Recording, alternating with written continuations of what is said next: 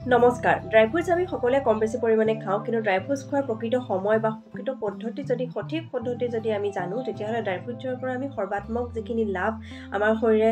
সক্ষম হয় গ্ৰহণ কৰিবলৈ সেইখিনি আমি পাব পাৰোঁ আহক আজি ভিডিঅ'টোৰ যোগেদি মই সেইখিনি আপোনালোকক জনাব খুজিছোঁ যদি আপোনালোকে এই চেনেলটো এতিয়াও ছাবস্ক্ৰাইব কৰা নাই তেতিয়াহ'লে প্লিজ চেনেলটো ছাবস্ক্ৰাইব কৰি ল'ব আৰু যদি এই ভিডিঅ'টো ইউটিউবত নহয় যদি ফেচবুকত চাই আছে তেতিয়াহ'লে প্লিজ ফেচবুক পেজটো আপোনালোকে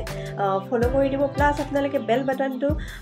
ক্লিক কৰি দিব যাতে সকলোখিনি নটিফিকেশ্যন আপোনালোকে ভিডিঅ' আপলোড হোৱাৰ লগে লগে পায় ড্ৰাই ফ্ৰুটছ আমাৰ শৰীৰৰ কাৰণে অতি উপকাৰী চাইণ্টিফিক ষ্টাডিও এইটো প্ৰ'ভ কৰে ড্ৰাই ফ্ৰুটছত যথেষ্টখিনি নিউট্ৰিয়েণ্টছ থাকে যিখিনি আমাৰ শৰীৰৰ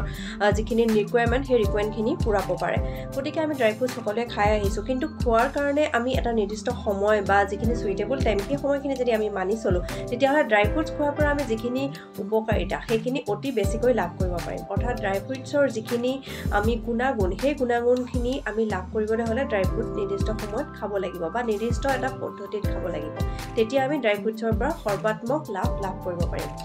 আমি এতিয়া প্ৰথমে জানো আহক ড্ৰাই ফ্ৰুটছ কেতিয়া খাব লাগে ড্ৰাই ফ্ৰুটছ সাধাৰণতে মৰ্ণিঙৰ ফালে খাব লাগে আৰু দিনটোৰ যিকোনো সময়তে খাব পাৰে কিন্তু লেট ইভিনিং বা নাইটৰ ফালে যদি আপুনি ড্ৰাই ফ্ৰুটছ খায় তেতিয়াহ'লে ড্ৰাই ফ্ৰুটছ হজম হোৱাত যথেষ্টখিনি অসুবিধা হয় আৰু শৰীৰৰ কাৰণে এইটো অলপ অসুবিধাজনক হৈ উঠে গতিকে ড্ৰাই ফ্ৰুটছ আমি লেট ইভিনিং বা নাইটৰ ফালে খাব নালাগে যিমানটো পাৰি দিনটোৰ ভিতৰত কনজিউম কৰিবলৈ চেষ্টা কৰিব লাগে বিশেষকৈ মৰ্ণিঙৰ ফালে যদি আমি ড্ৰাই ফ্ৰুটছ খাব পাৰোঁ তেতিয়াহ'লে আমাৰ শৰীৰে সৰ্বাত্মক